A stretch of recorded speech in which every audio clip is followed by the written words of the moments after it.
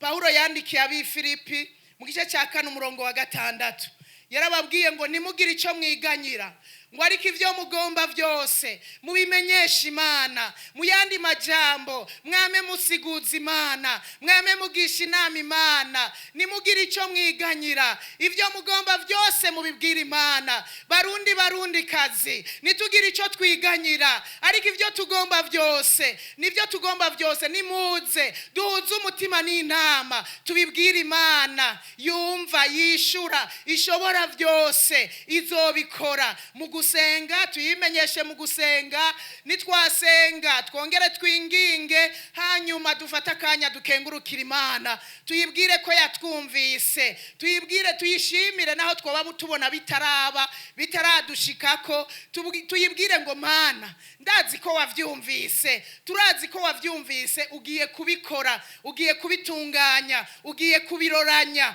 bigende neza, tumererwe neza.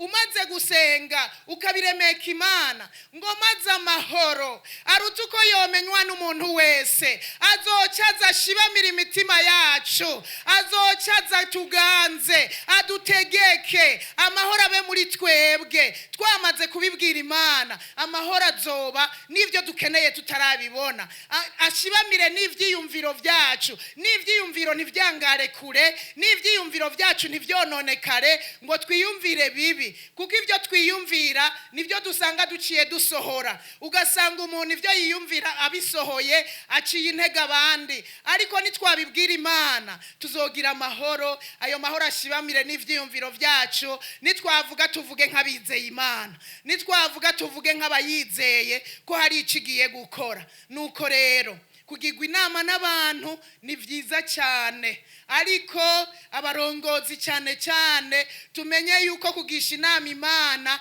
nivyo bikomeye cyane gusumba uko twogisha inama abantu. Abantu nibatugira inama tukumva ni nziza, ni vyiza, iyo nama nyene duce tuyigisha Imana, nayo tuyibwire ngo Mana, ngibi ivyo ngiye gushira mu ngiro, urabimfashamwo, kandi Imana izobigufasha ibidufashemwo twese nitwamenyera kugisha inama Imana.